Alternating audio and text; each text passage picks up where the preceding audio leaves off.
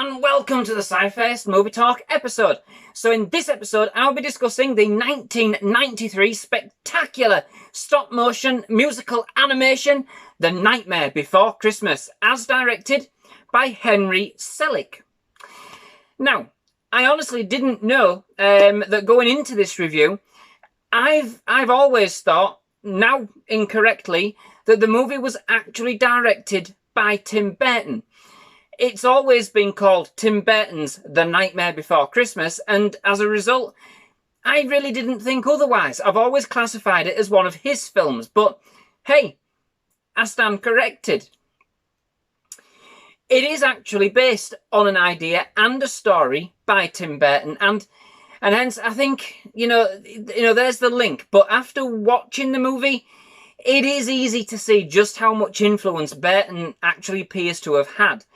And for all intents and purposes, and no offence to Selick at all, who has directed some fabulous stop-motion works, including 1996's James and the Giant Peach, 2009's Coraline, but yeah, no offence intended at all, but for all intents and purposes, let's face it, this may as well have been a Tim Burton, film through and through.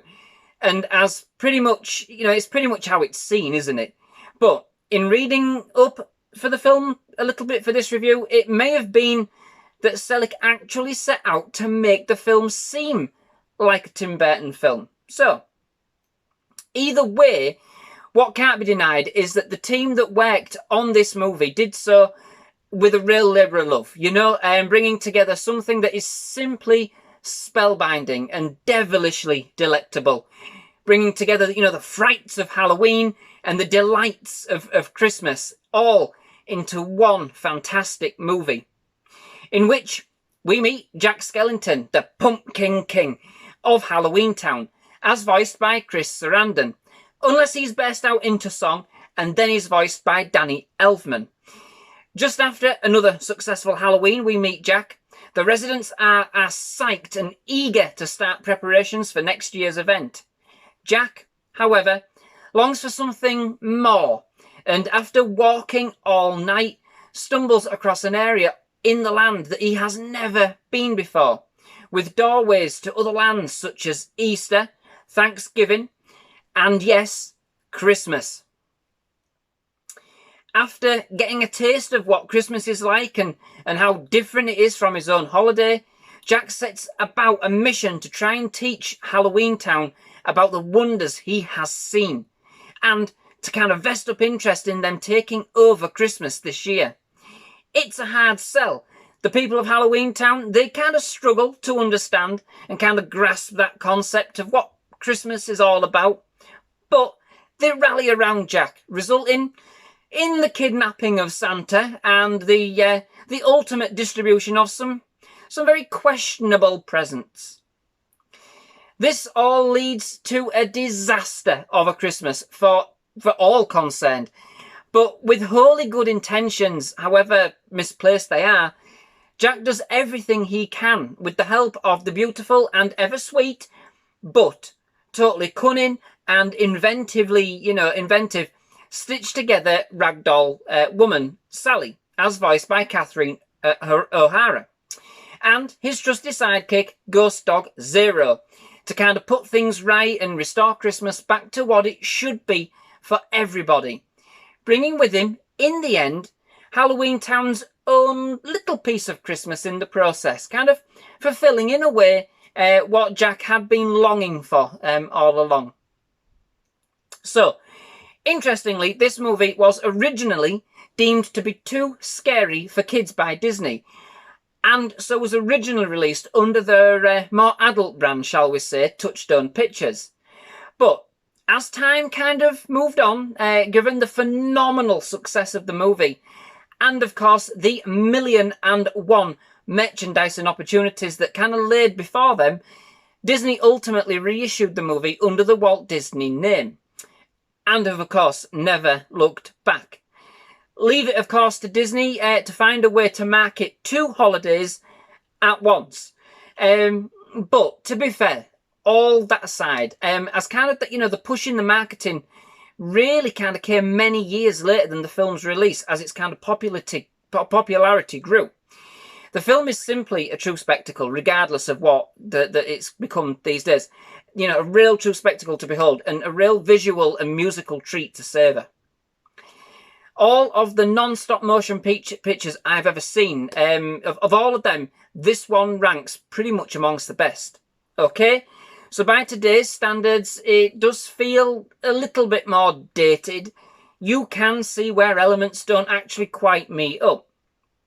But for its time, this was simply breathtakingly detailed. And it still is, you know? It is a magical film that in all respects, and the exceptional detail that has been added into the movie, simply divine. The way that the different zones are represented, if you like, and kind of contrasted against each other is absolutely excellent. Halloween Town with its sharp edges and dark macabre essence. Christmas with its soft warmth and its kind of Dr. Seuss-esque feel. And of course the human world looking normal, fairly plain, as it were. The characters, brilliant too, especially those in Halloween Town. They're the kind of ones that we get to see most of. It is great to see such gruesomely ghoulish characters, you know, the things of nightmares, panicking about the next Halloween in a similar way that the elves do about Christmas. Just, of course, from their own kind of macabre perspective. Jack and Sally are, of course, the show stealers throughout, but the town's mayor, as voiced by Glenn Shadix, is excellent as kind of like a worrywart. And in his own words, being an elected official, he has no real power, but kind of tries to make the best of things when Jack goes missing for a while. The film's main antagonist, Oogie Boogie, as voiced by Ken Page, is a treat as well, in a macabre, evil sort of way. With his roulette-spinning, dice-throwing musical number, he does cement himself as the main villain of the piece. And the things he talks about doing to poor old Santa Claus would make your skin crawl. But it is all meant to be great fun, and that's exactly what this film is. It might be a bit dark for a festive movie, you know, admittedly, but it exudes Christmas spirit nonetheless, and that's certainly key to just how magical this film actually is. As Jack actually learns of Christmas for the first time, he is like a kid in a candy store, you know? His expressions, and indeed the song which has been kind of cleverly crafted for these scenes, What's This?, just epitomises this to the maximum extent possible. You know, like so many kids on Christmas Day, absolutely. It is so easy to get carried away and caught up in Christmas, and Jack, he finds this out firsthand.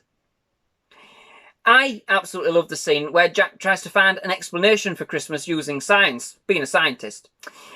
He's there with his chemistry set, trying to put kind of a rational spin on the proceedings in order to try and, you know, kind of be able to find an answer to explain Christmas to the residents of Halloween Town. You know, of course, totally missing the point of Christmas altogether. You know, there is no formula.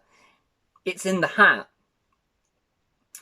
As well as being an animation to behold, it is indeed a musical wonder, with a soundtrack and songs brought to life simply by Danny Elfman, you know, who did actually work with Tim Burton on a number of previous projects, including 1998's Beetlejuice, and of course 1989's Batman, and its 1992 sequel, Batman Returns. You know, all which continue to give the film a real, very Tim Burton feel, yeah? I must admit, I personally don't find the songs too memorable, all told, apart from the aforementioned What's This?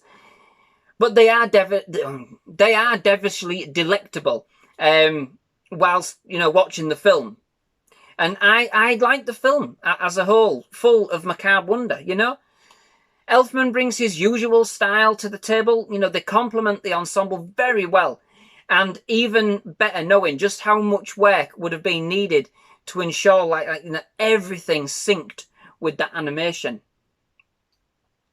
So, overall, this is a piece of cinema to behold. It truly is. from the exquisitely detailed animation to the story itself, and then of course to the fantastically macabre yet enthralling soundtrack with some fantastically festive keynotes. A Nightmare Before Christmas has now become a timeless classic, bridging the gap between two of my favourite holidays, Halloween and Christmas. After Jack and the residents of Halloween Town deliver their very special brand of presents to the children, the looks on the little tykes' faces when they see their presents are just looks of sheer horror and bewilderment. I can imagine the same look of horror on our son's face this Christmas when he finds a dead rat for a hat and a jack-in-the-box that wants to eat him, you know? His face would be priceless. Perhaps I could do an experiment and see. That won't be worth living on Christmas morning. No, I won't do that. Anywho, so that brings me to the end of this episode. Thank you very much for watching. I do hope you've enjoyed it. If you have, please leave a like. Please do hit that subscribe button for more movie reviews, trailer reactions, and other movie-related content. It has been absolutely wonderful having here at SciFirst MovieTalk. We would definitely love to have you back. But most of all, thank you very much for watching. Goodbye.